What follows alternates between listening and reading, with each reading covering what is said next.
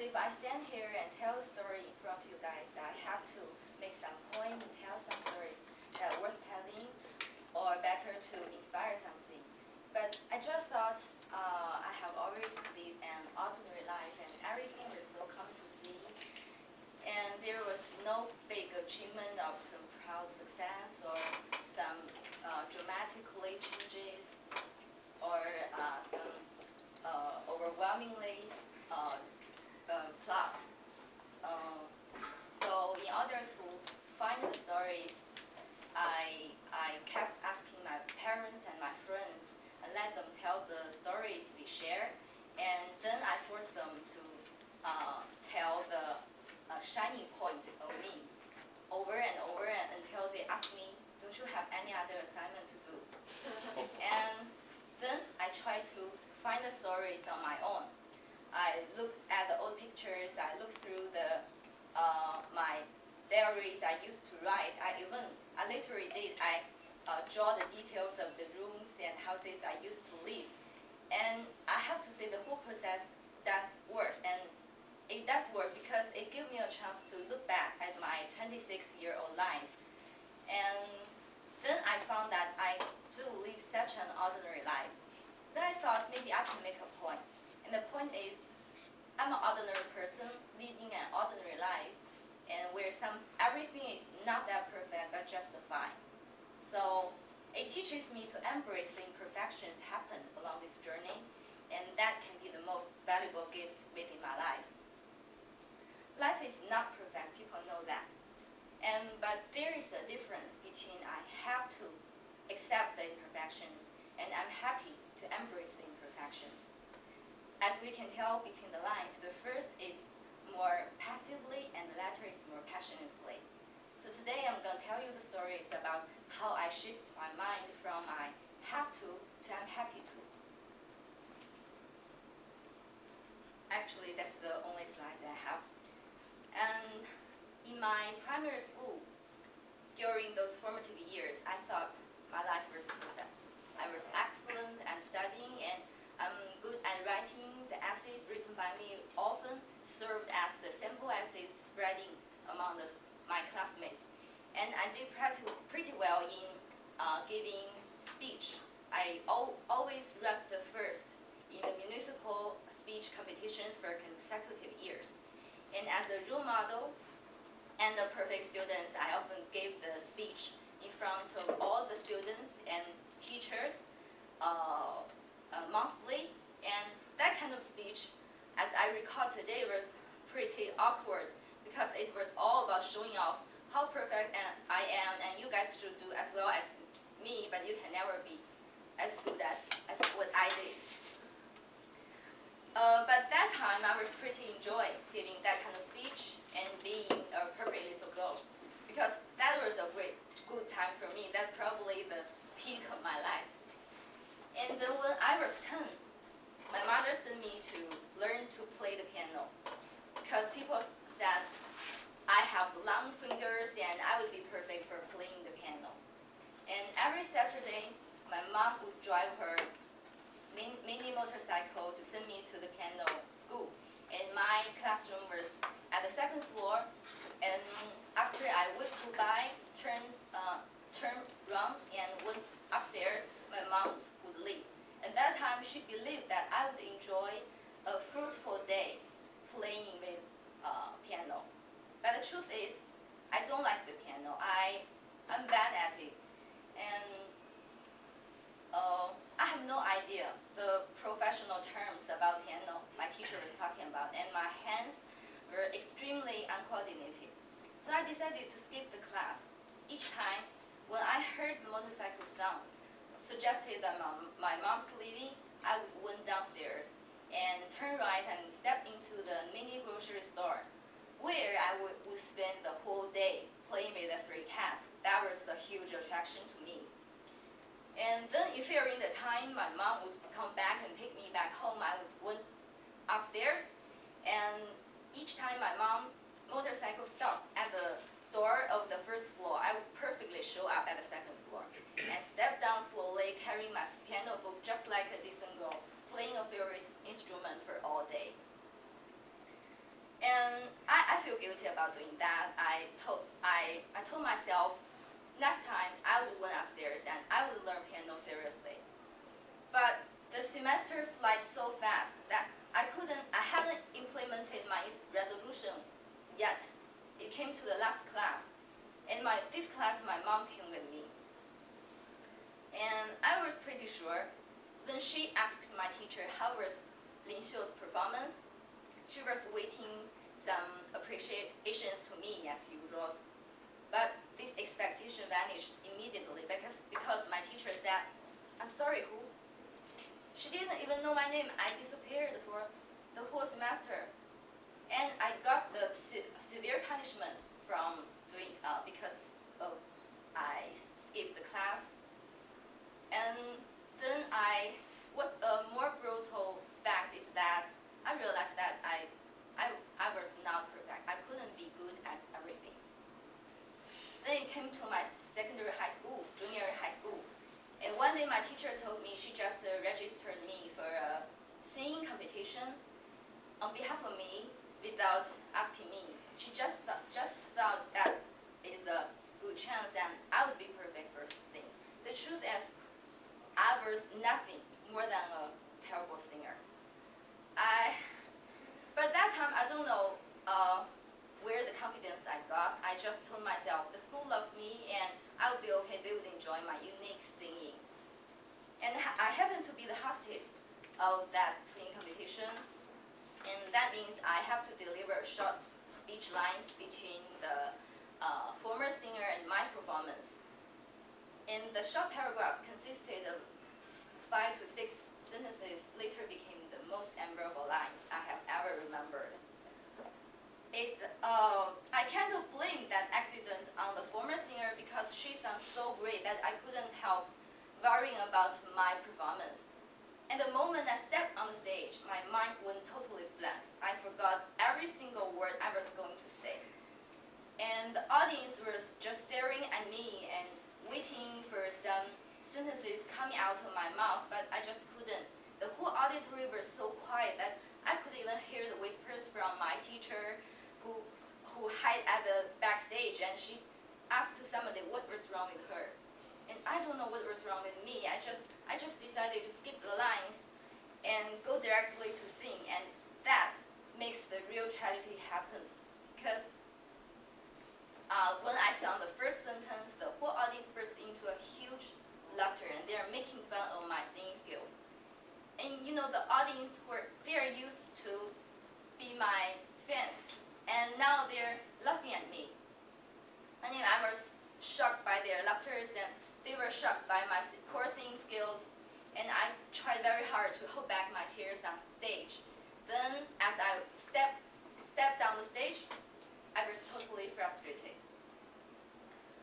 As I grew up, I gradually realized that the process of growth is a process of admitting my mediocrity. And I started to struggle with the fear that I was not perfect, and as imperfection is inevitable, I have to accept the imperfections. When I was young, I thought studying at Peking University was a dream. As long as I worked hard, that could be realized. And for some of you who are not very well acknowledged about the prestige of Peking University, it always ranks the top among the hundreds of comprehensive universities in China. So in China, if you want to be a graduate, or we call it the master, you have to pass the graduate entrance examination. Then that's the first round. If you pass the first round, you go to the second round, the interview held by the universities you applied for. And there will be millions of students competing with you. And the whole elimination process can be, from my perspective, can be the most brutal knockout match you can ever imagine. And my college was Shanghai Maritime University, and my major is shipping management, which sounds pretty irrelevant to me. And I don't like the major, but that's another story. But the last year of my college, it was totally used for preparing the graduate entrance examination. I applied for the journalism major in Peking University, and I was dying for that. And in my school, there was a dedicated room for the students to prepare their examinations. And every day, I would sit in my reserved position at 7 o'clock a.m. and I would leave until 11 o'clock p.m. Then I went back to my dormitory, do another extra time reading, extra 2-hour reading. Then I went to sleep. And next day, you will see me at the same time, same place. I insisted this routine for half a year. I was possessed by the will to pass the examination, to be a postgraduate, to be a graduate in Peking University, and deep in my heart, I know I was crazy about showing people that I can do that, and I could be the perfect student again. Luckily, I passed the first round, and I went to Beijing, for the second round, which is also the final round, the interview. And I remember I sat in the room, and the room was too big for me and another 6 examiners sitting opposite of me. They sat very far from me. I couldn't recognize their face clearly, but I just roughly tell they are the poker faces all. And I remember one of the poker face teachers said, "Your original major is too irrelevant to our journalism major, and the academic and professional span is too large." And none of the questions I prepared was asked, but I know I failed. And it turns out that I did fail. And when I told my mom the news through the phone, I could feel her voice was trembling at the other end of the phone. In my life, I have never heard or seen my mom cry. She was the mean mom who punished me severely when I skipped the class, and she was also the proud mom who listened so carefully when I gave the speech. But I just can't handle that. She became the sad mom, crying for all the efforts I made turned into nothing. And the other day she texted me that you are already perfect, and don't cry anymore, baby. And I replied to her, "You are the one who cried harder yesterday." But anyway, I used totally 3 days to comfort my mind, to calm down myself, and went back to that room to pack my stuff there. And it was a special afternoon when I come into the room. Everything was so familiar, the temperature, the lighting, even the smell. And it was afternoon, the sunshine sprinkled in my desk, just as usual scene. I love that scene. And I met up with some friends and who accompanied me with that hard days of the past half years. And they comforted me, they encouraged me, and I apologized that I didn't talk to them too much because I was too into the studying. And then I packed the books, collected the books I have read for dozens of times, and I found that I could remember every page of that book. Then all of a sudden, at that room, I found that I do receive a lot from the past years. Those days, which seems meaningless and tedious, are actually so real. And they strengthened my willpower. The little hearty girl became humble and modest, bearing the dream in mind that his hardships and perseverance. And I spared no effort to live every day intensely and seriously and substantially. And by thinking of that, I asked myself, why not just admit I'm an ordinary person, leading an ordinary life, and why not just embrace and celebrate the imperfections happen? So I can tell myself, hey, you have already made a big achievement. Many people said, I'm going to go there and kick some asses when I'm bulletproof and when I'm perfect. And that never happens. What we can do is be a doer and do it. You may fail, you may succeed. You are more probably to fail because life is not perfect. By admitting I'm not just an ordinary person, and by embracing the imperfections happen to me, I I no longer do things for sake of becoming a big potato or outperforming others. I no longer give in to the peer pressure to become someone I'm not. I no longer do things to live up in the imperfection expectation with others. I just do things for myself. And by embracing the imperfection, I can fight for my dreams more harder, more fearlessly, without any hesitation. Because no matter what, I know who I am. If you treat life like this, if you embrace the imperfections in your life, the life may surprise you sometimes. Then I will tell a story about Ellen DeGeneres, who is the most gifted and popular and influential women in the world. I loved her show. I loved her personality, just like her millions of fans do. But when she was young, she had no ambition and no plan. She had no aim. She didn't know what she wanted to do. She served as the waitress. She was a bartender. She sold vacuum cleaners. She just had no plan. And one day, her friend passed away in a car accident, and she lived in the basement apartment. There was no air conditioner, and she sat at the basement apartment. There was a mattress infested with fleas, and she was so searching. She was like, why is her friend suddenly gone, and there are fleas there? There must be a purpose.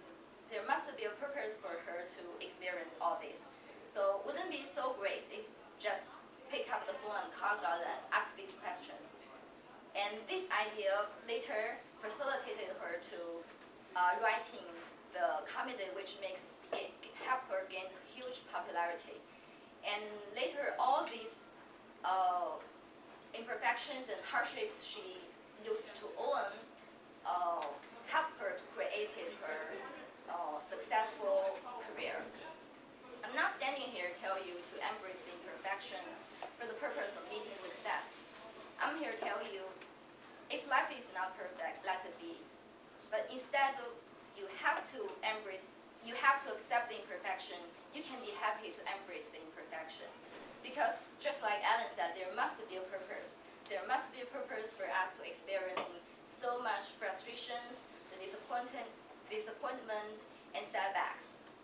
So why not just value and cherish all the imperfection we have encountered? Maybe sometime we will find we can harvest a lot more than the success. 3 years ago, my mom comforted me by telling me I'm perfect. But today I thought I could reply to her that, Mom, I know I'm not perfect.